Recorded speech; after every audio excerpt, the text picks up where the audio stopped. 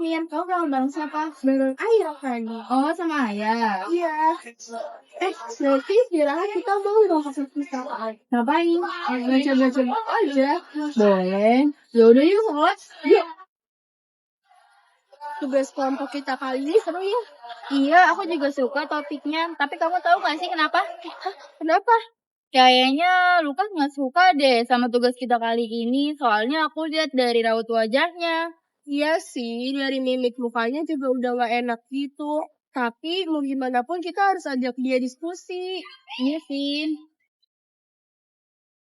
Anak-anak, hari ini kan Bapak sudah bagi kelompok. Nanti kita dibedakan di luar ya. Baik, Pak.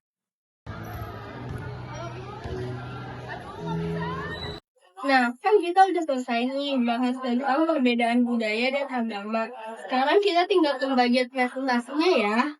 Untuk moderatornya mungkin Stephen. Stephen siap nggak? Siap.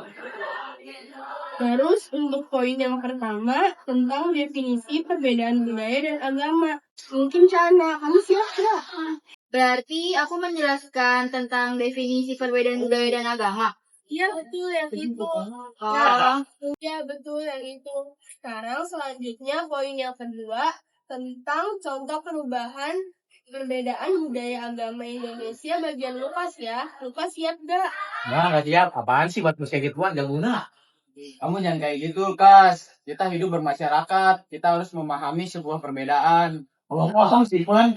Kita cuma ingin berbicara tentang damai, Kas. Bukan tentang siapa yang benar dan salah. Udah, begini aja. Lukas, mau kemana? Mau pergi? Aja, Steph. Udah kamu di sini aja. Kenapa ya selalu kayak gitu? Aku juga nggak paham kenapa dia jadi memperibet keadaan kayak gini. Ada masalah apa coba? Kamu tahu nggak, Steph, kenapa dia kayak gitu? Sebenarnya Lukas itu dulu. Iya. Jadi sebenarnya pada tahun 1999 di Ambon telah terjadi konflik antara umat Kristen dan Islam. Konflik ini diawali dengan masalah pungutan biaya di Terminal Batu Merah antara pemuda Muslim wilayah Batu Merah dengan supir angkutan umum beragama Kristen dari wilayah Mardika. Perturan kemudian tambah memanas dengan dibumbui isu sentimen agama perang antar desa. Dan wilayah pun tak dapat dihindari. Saling serang dan bunuh pun terjadi. Pada waktu itu di Desa Dobo, Kepulauan Aru, semua warga meninggal.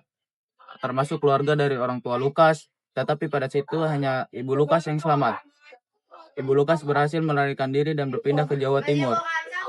Setelah 6 tahun menetap di sana, ibu Lukas menikah dengan ayah Lukas yang asli Jawa Timur. Lukas seperti itu karena selalu didoktrin. Oh gitu ya. Tapi Stefan, kamu bisa bantu jelasin ke Lukas gak kalau hal ini, kalau Islam itu tidak seburuk itu loh.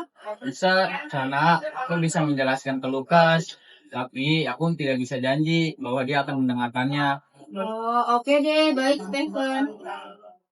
Lukas, apa? Kita tidak harus setuju dengan pendapat mereka, tapi kita harus belajar saling menghargai. Menghargai? Kau percaya itu, Stephen? Aku bilang kita tidak harus setuju, Kas. Mau, Stephen, tapi aku tidak bisa terima ini. Kita harus damai. Aku tidak mengerti kenapa kita harus menerima ini. Ada apa itu? Lukas, Stefan, ada apa ini? Jadi gini, Bu. Oh gitu, Lukas, kita mengerti tentang traumamu di masa lalu. Tapi agama Islam tidak seburuk itu loh. Agama Islam adalah agama yang damai. Saling menebarkan kasih sayang dan saling menghormati. Dalam Quran Surat Al-Baqarah ayat 143 yang artinya adalah, dan demikianlah kami menjadikanmu umat yang tengah dan menjadi saksi atas manusia dan Rasul. Kamu juga tahu kan, Lukas, dari Alkitab Matius 22 ayat 37-39, Yesus menjelaskan apa? Oh iya, Steph, aku baru ingat. Lukas, langit kita sama dan mungkin ini cara kita menuju jalan yang benar. Kita sebagai manusia harus saling menghormati dan menghargai perbedaan di antara kita. Sesuai Pancasila, sila pertama yaitu ketuhanan yang Maha Esa, dan kita harus mengamalkan nilai-nilai tersebut. Aku selama ini kalau nggak bisa berdamai dengan keadaan, tapi aku akan mencoba untuk berdamai dengan keadaan itu. Syukurlah kalau kamu sudah ingin berdamai. Alangkah baiknya kamu meminta maaf dan menjelaskan semua tentang kesalahpahaman kepada Mila dan Sana. Sana, Ira, tapi terima maaf ya soal yang tadi aku memang belum bisa berenang dengan gaya itu. Tapi terima kasih terbukti aku. Iya, Lukas, tidak apa-apa. Aku mengerti keadaanmu kok. Terima kasih Sana, tapi aku akan berusaha untuk baik mungkin untuk bisa menghargai. Karena aku sadar betapa pentingnya menghargai itu agar kita bisa tetap hidup damai. Hidup damai itu menyenangkan kok, teman-teman. Dan mengamalkanlah sila pertama untuk menjadi hidup yang damai dan tentram. Meskipun cara beribadah kita berbeda-beda. Justru pelangi itu indah karena warnanya tak sama.